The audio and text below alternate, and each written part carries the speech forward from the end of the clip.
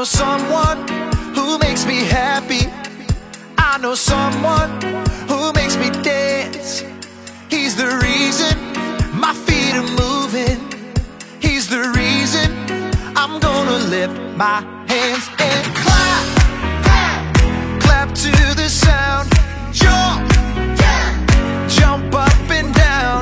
Spin, spin. Kita udah rapi-rapih nih. Lagi mau apa sih? Hari ini hari Minggu.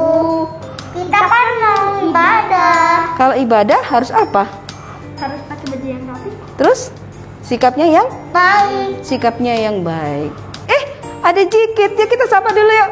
Hai Jikit. Selamat hari Minggu. Hari Minggu. Kita akan beribadah bersama-sama pagi hari ini. Kita akan beribadah sama-sama hari ini. Yuk kita berdoa Jikit. Tuhan, terima kasih kami mau beribadah. Tolong berkati dari awal sampai akhir. Terima kasih Tuhan Yesus. Amin. Amin. Yuk kita sama-sama mau menyanyikan satu pujian.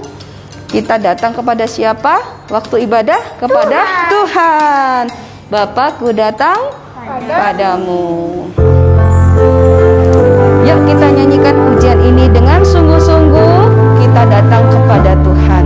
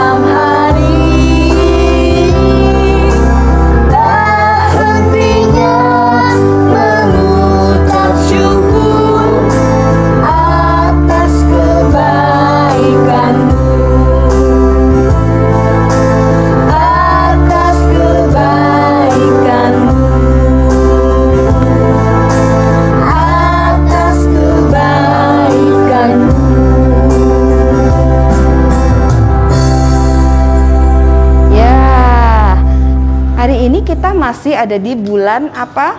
Bulan keluarga. Bulan keluarga. Kita bersyukur untuk keluarga yang kita punyai. Kasya dan Kanaka bersyukur nggak untuk keluarga?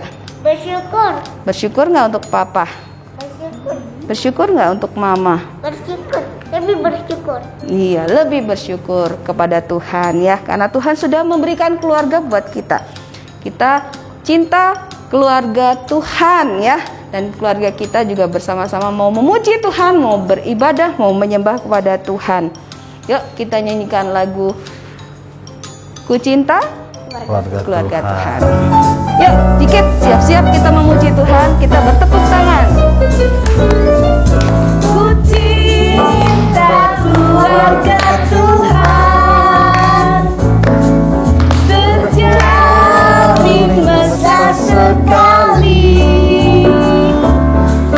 semua saling mengasihi, betapa senang ku menjadi keluarganya Tuhan. Ku cinta keluarga Tuhan, terjalin mesra sekali,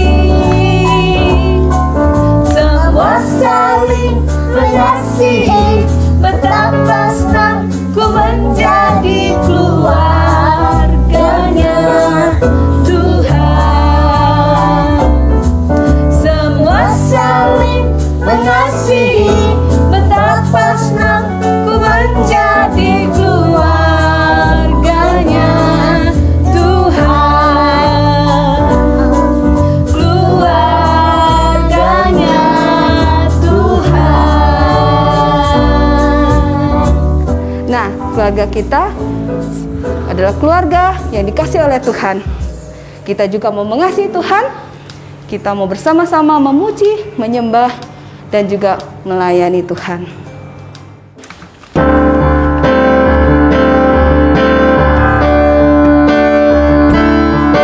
Bersama keluargaku melayani Tuhan, bersatu selamanya mengasihi Engkau, tiada yang dapat melebihi kasih-Mu ya Tuhan. Bagi kami Engkau segalanya.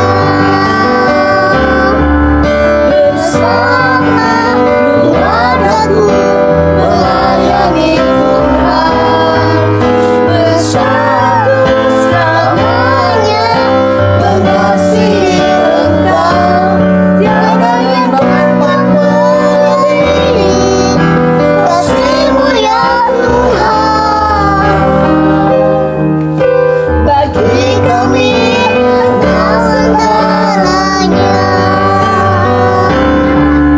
Bersama keluargaku melayani Tuhan, bersatu selamanya mengasihi Engkau, tiada yang dapat melebihi kasih-Mu ya Tuhan.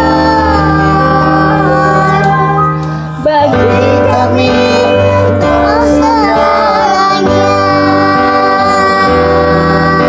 Bagi kami Engkau segalanya. Bagi kami Engkau segalanya.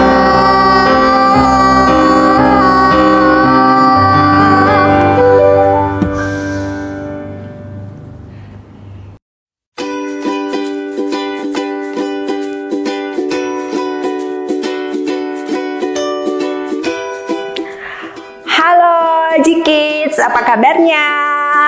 Dengan Loselani, kita sama-sama mau belajar lagi firman Tuhan pada pagi ini, ya. Hari ini tema kita adalah keluarga yang melayani Tuhan. Ya, kita sama-sama mau membaca firman Tuhan dulu ya. Yang punya Alkitab, silahkan dibuka Alkitabnya. Kita sama-sama buka dari kitab Yosua. Coba ada yang tahu kitab Yosua ini kira-kira di perjanjian lama atau perjanjian baru ya? Di mana? Perjanjian baru. Oke. Yuk kita buka sama-sama Alkitab kita dari Yosua pasalnya yang ke-24 ayat 14 dan ayat yang ke-15 ya. Yosua 24 ayat 14 dan 15. Langsung bacakan ya. Oleh sebab itu, takutlah akan Tuhan dan beribadahlah kepadanya dengan tulus, ikhlas, dan setia. Jauhkanlah Allah yang kepadanya nenek moyangmu telah beribadah di seberang sungai Efrat dan di Mesir. Dan beribadahlah kepada Tuhan, tetapi jika kamu anggap tidak baik untuk beribadah kepada Tuhan, pilihlah pada hari ini kepada siapa kamu akan beribadah. Allah yang kepadanya nenek moyangmu beribadah di seberang sungai Efrat, atau Allah orang Amori yang negerinya kamu diami ini. Tetapi aku dan seisi rumahku, kami akan beribadah kepada Tuhan. Ya, tema kita tadi apa? Keluarga yang beribadah kepada Tuhan. Kita sama-sama berdoa terlebih dahulu. Tuhan, kami bersyukur kalau pagi ini kami boleh kembali bersama-sama datang kepada Engkau. Kami bersyukur untuk kesempatan kami boleh bersama-sama mengikuti kelas sekolah minggu di G-Kids ini. Dan kami percaya ketika kami mendengar firman Tuhan, Engkau yang berbicara kepada kami dan kami siap untuk mendengar. Tolong setiap teman-teman kami dan juga Lauselani yang akan bercerita pada pagi hari ini. Dalam nama Tuhan Yesus kita katakan amin. Oke, hari ini kita sama-sama mau belajar satu tokoh yang namanya Yosua. Siapa yang tahu siapakah Yosua itu? Kalau misalnya ada adik-adik yang pernah ingat, Yosua ini adalah seorang yang hebat loh. Dia adalah pembantu atau pegawainya Musa. Kalau Musa kalian pasti tahu dong, Musa ini adalah orang yang dipercaya oleh Tuhan memimpin bangsa Israel keluar dari Mesir. Ya, dan Yosua ini adalah hamba atau pembantunya Musa. Nah, di antara hamba-hamba yang lain, Yosua ini termasuk orang yang hebat. Kenapa anak-anak? Karena satu kali Yosua itu katanya mengutus 12 pengintai. Ya, pengintai itu apa sih? Mata-mata. Ya, orang yang disuruh untuk melihat negeri Kanaan. Karena Tuhan pernah berjanji, mereka bangsa Israel itu akan diberikan sebuah tanah, sebuah negeri yang bernama negeri Kanaan atau tanah Kanaan. Nah, ketika Musa mengutus 12 pengintai itu ke negeri Kanaan, termasuk Yosua ikut bersama dengan mereka. Nah, ketika mereka pulang dari negeri Kanaan, mereka sudah ngeliat nih, kira-kira di negeri Kanaan ada apa ya? Kira-kira negeri Kanaan ini bagus atau jelek ya? Kira-kira negeri yang akan Tuhan kasih kepada mereka itu bisa mereka masuki atau enggak ya? Ketika para pengintai pulang, banyak laporan kepada Musa yang berkata, "Wah Musa, kita nggak bisa masuk ke negeri itu." Kenapa? Di sana katanya banyak raksasa gitu ya. Mereka punya pahlawan perang yang hebat. Kita ini kayak belalang. Kita ini kalau ngelawan mereka pasti kalah. Wah, kita nggak bisa pergi ke sana, nggak sanggup deh Musa. Terus ada yang bilang, "Iya Musa, kita cuma sedikitan. Jumlah mereka banyak, negeri mereka luas. Di sana itu banyak sekali negara-negara kecil, banyak sekali kerajaan-kerajaan kecil, banyak raja-raja yang kuat-kuat. Wah, kita ini siapa ya?" Tetapi hanya 2 orang pengintai atau mata-mata yang memberikan kabar baik kepada Musa. Salah satunya Yosua, dan satu lagi siapa? Masih ingat? Kaleb. Ya, Yosua ini bilang kepada Musa, "Walaupun di sana banyak raja-raja yang hebat, walaupun di sana banyak raksasa, tetapi kita punya Tuhan yang hebat." Yosua bilang, "Kita pasti bisa menang. Kita harus masuk ke negeri Kanaan." Kemudian dia juga memberikan laporan yang positif, yang bersifat semangat gitu ya, yang menguatkan bangsa Israel. Tuhan kita lebih hebat dari Tuhan mereka. Di sana pun katanya negerinya subur. Negerinya itu banyak sekali ternak, banyak sekali tumbuh-tumbuhan. Seperti yang Tuhan katakan loh, negeri Kanaan itu penuh dengan susu dan madunya, ya kan? Jadi pasti negeri itu subur sekali. Wah, kita bisa tinggal dengan nyaman di sana. Kita tidak kekurangan lagi seperti di Mesir atau di padang gurun. Kita bisa sama-sama masuk ke negeri Kanaan.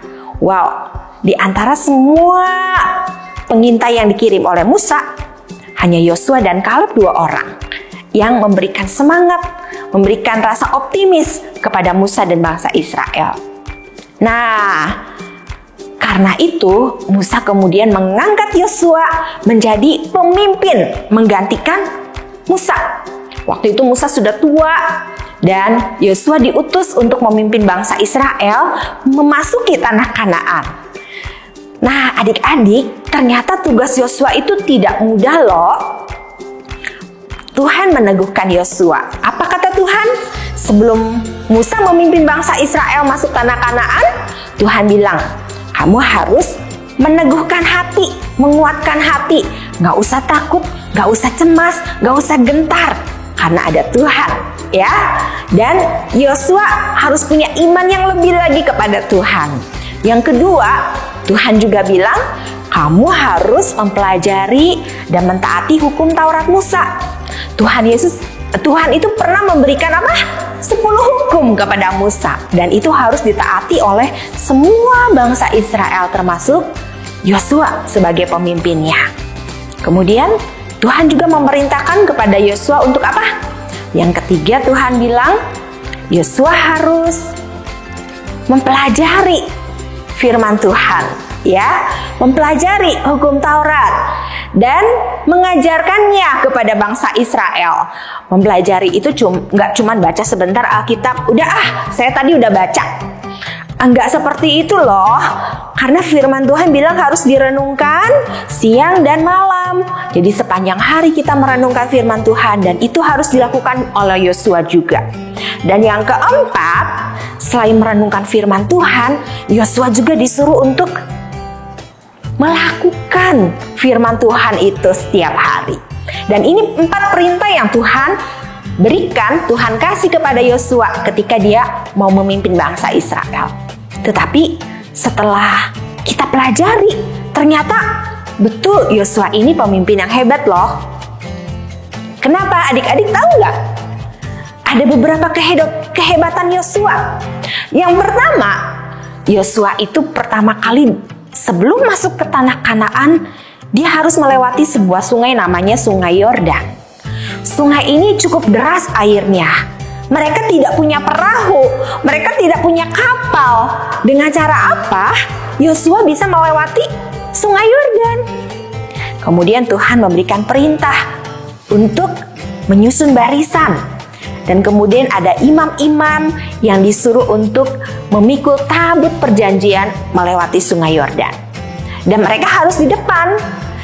Betul saja, ketika para imam itu sedang mengangkut tabut perjanjian dan menginjakkan kaki pada Sungai Yordan itu, tiba-tiba air Sungai Yordan menjadi kering. Dan mereka itu tidak perlu pakai perahu, mereka bisa melewati Sungai Yordan itu. Wow, ini adalah kejadian yang luar biasa, sama seperti ketika Tuhan memerintahkan Musa melewati Laut Teberau. Nah, hal yang kedua yang membuat kita terkagum-kagum dengan Yosua, satu kali ketika mereka sudah masuk tanah Kanaan, Yosua melihat-lihat, wow, ternyata ada satu kota yang ketika mereka menyeberang Sungai Yordan, mereka langsung menemui kota itu. Ada yang ingat kota apa namanya? Kota Yeriko. Dan kota ini dijaga dengan sangat kuat karena ada tembok sekeliling mereka yang sangat tinggi dan tebal. Mereka sulit menembus tembok Yeriko. Apa yang dilakukan oleh Yosua dan bangsa Israel? Mereka hanya mentaati perintah Tuhan. Tuhan bilang, kamu kelilingi itu tembok Yeriko selama 7 hari. Waktu hari pertama mereka mengelilingi tembok Yeriko, orang-orang yang ada di sana bingung. Yang ada di kota Yeriko sedang ngapain ya itu orang-orang itu gitu ya. Mereka hanya melihat dari atas tembok. Mereka hanya melihat ke bawah. Itu ada orang-orang yang sedang keliling-keliling ya di kota kita. Tetapi bangsa Israel waktu itu masih tidak tahu apa yang harus mereka lakukan.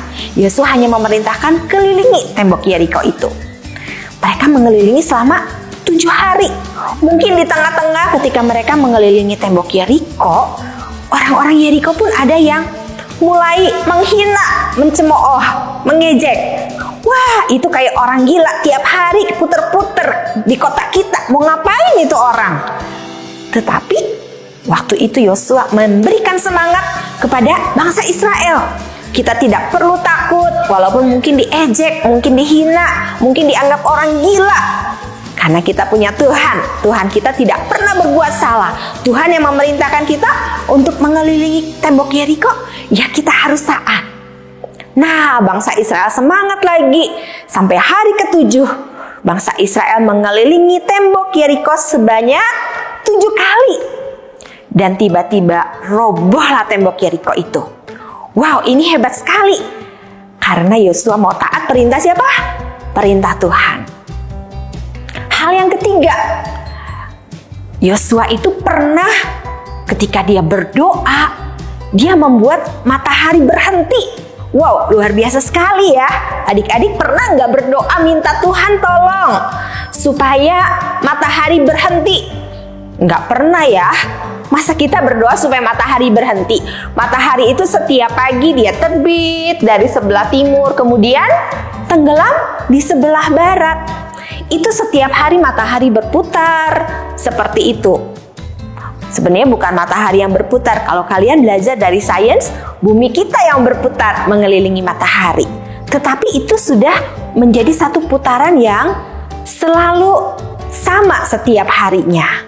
Tetapi satu kali ketika bangsa Israel sedang berperang melawan bangsa Amori, mereka itu sudah hampir mengalahkan bangsa Amori itu. Walaupun mungkin bangsa Amori juga kuat karena ada beberapa raja yang bergabung menjadi satu. Ada 5 kerajaan mereka bersekutu bergabung untuk melawan bangsa Israel. Yosua berdoa kepada Tuhan supaya Tuhan yang menolong mereka bisa mengalahkan raja-raja itu. Dan waktu itu Yosua berdoa sama Tuhan. Doanya apa?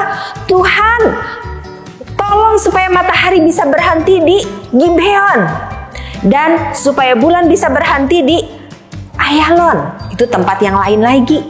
Jadi matahari dan bulan itu suruh jangan bergerak. Karena mereka masih bertempur. Dan Yosua ingin supaya bangsa Israel pada hari itu bisa mengalahkan pertempuran. Dan betul, Tuhan menjawab doanya. Tiba-tiba matahari itu mungkin tidak bersinar untuk sementara waktu, tidak bergerak untuk sementara waktu. Dan peperangan itu dilanjutkan. Karena hari itu seharusnya sudah masuk sore dan malam. Tetapi karena matahari itu katanya berhenti, tidak bergerak, hari masih terang, mereka masih bisa melanjutkan peperangan. Sampai akhirnya bangsa Israel berhasil mengalahkan 5 raja itu. Itu karena ada seorang pemimpin seperti Yosua yang sungguh-sungguh takut akan Tuhan. Dia mengandalkan kuasa Tuhan. Bukan Yosua loh yang membuat matahari berhenti, tetapi Tuhan yang Maha Kuasa yang bisa membuat matahari berhenti. Nah, satu lagi adik-adik, selama Yosua berperang bersama dengan bangsa Israel dan pasukannya, Yosua itu mengalahkan banyak sekali kerajaan-kerajaan yang ada di negeri Kanaan. Yosua bukan berperang cuma sekali atau 2 kali atau 3 kali, tetapi puluhan kali. Ada 31 raja yang dikalahkan oleh Yosua bersama dengan bangsa Israel. Wow, luar biasa ya. Itu semua karena apa? Karena Yosua, dia orang yang takut akan Tuhan. Dia dan sekeluarganya sejak muda beribadah kepada Tuhan. Dia taat melakukan perintah Tuhan. Dan Yosua berhasil memimpin bangsa Israel menduduki negeri yang dijanjikan oleh Tuhan. Selain itu, Yosua bilang kepada bangsa Israel, kamu harus mendirikan mezbah untuk Tuhan, ya, setelah semua tanah Kanaan direbut, musuh-musuh semua dikalahkan, bangsa Israel semua dikasih tempat, setiap suku-suku dikasih tempat oleh Yosua. Yosua kemudian mengingatkan mereka supaya mereka mendirikan mezbah, bersyukur kepada Tuhan. Mereka harus beribadah kepada Tuhan. Mereka harus mengingat bahwa perjuangan mereka itu karena Tuhan yang menolong mereka sehingga mereka bisa memenangkan semua peperangan dengan baik. Nah, ketika Yosua, dia sudah umurnya 110 tahun. Wow, Yosua itu ternyata panjang umur ya. Adakah di sini adik-adik yang punya engkong atau omah udah 100 tahun? Mungkin belum ya. Engkong atau omah mungkin baru 70, atau mungkin ada yang umurnya 60, ada yang 80. Tetapi Yosua ini udah sampai 110 tahun. Dan dia tahu sebentar lagi mungkin Tuhan akan panggil dia. Dia akan meninggalkan dunia ini. Apa yang dilakukan Yosua ketika dia sudah tua? Dia mengumpulkan semua bangsa Israel. Kemudian dia mengingatkan mereka supaya mereka ingat untuk beribadah kepada Tuhan. Tadi kita sudah baca firman Tuhan di kitab Yosua pasal 24 tadi. Yosua kemudian memberi tantangan kepada bangsa Israel. Kamu mau menyembah siapa? Mau menyembah Allah nenek moyang kamu? Nenek moyang bangsa Israel itu banyak menyembah dewa Baal, menyembah dewa-dewa dari negara-negara lain. Mereka kadang-kadang juga sering tidak taat sama Tuhan. Mereka masih suka pergi ke kuil. Mereka masih menyembah patung. Tetapi Yosua mengingatkan, apakah kamu masih mau menyembah dewa-dewa itu atau mau menyembah Tuhan? Dan dia berkata, aku dan seisi rumahku, keluarganya semua mau beribadah kepada Tuhan. Semua harus menyembah Tuhan. Semua mau melayani Tuhan. Wow, luar biasa hebat ya. Yosua itu bukan sejak muda dia hanya percaya Tuhan, terus tuh ketika dia tua dia nggak mau lagi menyembah Tuhan. Tetapi seumur hidup dia mau menyembah Tuhan. Sampai dia tua, sampai dia mati, dia tetap beribadah kepada Tuhan kita. Kenapa? Adik-adik tahu nggak alasannya? Karena Yosua mengasihi atau mencintai siapa? Mencintai Tuhan. Siapa di sini yang mau mencintai Tuhan seperti Yosua? Siapa di sini yang mau beribadah kepada Tuhan seperti Yosua? Lause juga loh. Lause mau seumur hidup seperti Yosua, belajar untuk beribadah dan mengasihi siapa? Mengasihi Tuhan. Nah, tahu nggak maksudnya beribadah kepada Tuhan itu gimana? Beribadah kepada Tuhan nggak cuman pada hari Minggu ketika kita datang ke gereja, ketika kita mengikuti sekolah minggu, atau ketika kita berdoa membaca Alkitab. Sekarang adik-adik semua lagi beribadah, itu baik. Tetapi hari Senin sampai hari Sabtu setiap hari kita juga harus beribadah kepada Tuhan. Beribadah kepada Tuhan itu bukan hanya ketika kita baca Alkitab nih. Saya beribadah, saya mendengar firman nih, saya beribadah. Tetapi beribadah itu harus kita melakukan firman Tuhan setiap hari. Waktu misalnya adik-adik di rumah jaga dede itu sedang beribadah kepada Tuhan. Ketika misalnya firman Tuhan bilang, kamu harus menghormati papa dan mama. Kamu udah baca kan ayat itu? Kita udah belajar kan tentang firman Tuhan itu? Kita harus lakukan. Apakah di rumah adik-adik juga menghormati papa mama atau enggak? Apakah ketika misalnya mama suruh kamu bantu mama dong cuci piring, bantu mama dong nyapu lantai, kamu mau enggak belajar taat sama perintah mama? Itu juga beribadah kepada Tuhan. Waktu papa bilang, ayo setelah mandi cepet belajar, besok ada ulangan. Enggak aku masih pengen lihat TV, aku masih lihat games, itu tuh rame. Kita kalau nggak taat, berarti kita tidak melakukan perintah Tuhan. Nah, beribadah itu bukan apa yang kita lakukan untuk Tuhan saja. Memang kita beribadah kepada Tuhan, kita menyembah Tuhan. Misalnya ketika kalian di gereja, kalian bisa menyanyi untuk Tuhan, kalian bisa melayani, kalian bisa main drama waktu Natal. Itu kita lakukan untuk Tuhan. Itu juga ibadah.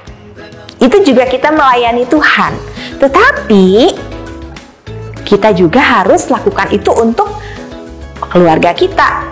Apa yang kita lakukan untuk sesama kita, untuk adik, untuk kakak, untuk diri kita sendiri, itu juga merupakan ibadah buat Tuhan. Coba lihat gambar yang ini. Ketika mungkin kita bersikap kepada ibu guru di sekolah, kita menghormati mereka, kita juga sedang beribadah kepada Tuhan.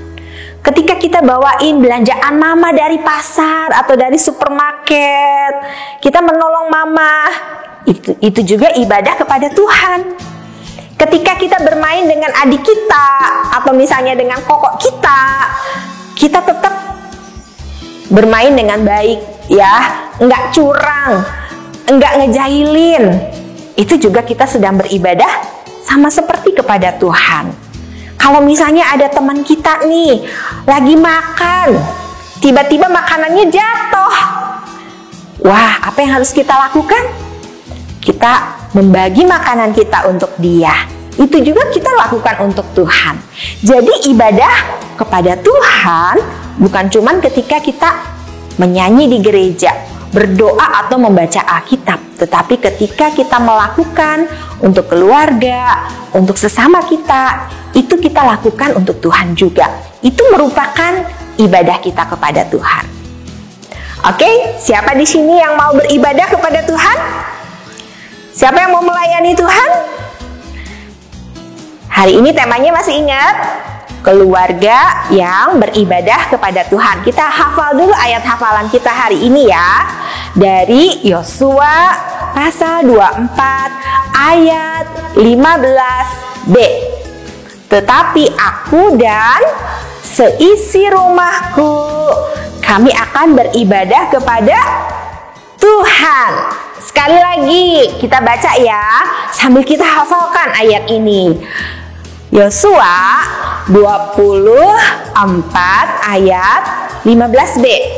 1, 2, 3. Tetapi aku dan seisi rumahku, kami akan beribadah kepada Tuhan.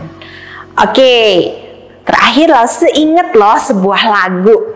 Lagu ini mungkin adik-adik juga pernah nyanyi. Sebelum kita sama-sama berdoa, kita nyanyi sekali lagi lagu ini ya. Aku mau ikut Tuhan. Ya, bukan karena Papa suruh kita ikut Tuhan, bukan karena Lauselani suruh kita ikut Tuhan, tetapi karena kita punya hati yang mengasihi Tuhan seperti Yosua. Kita mau seumur hidup beribadah kepada Tuhan. Ya, yuk kita sama-sama nyanyikan lagu ini. Aku mau ikut, aku mau ikut, aku mau ikut Tuhan.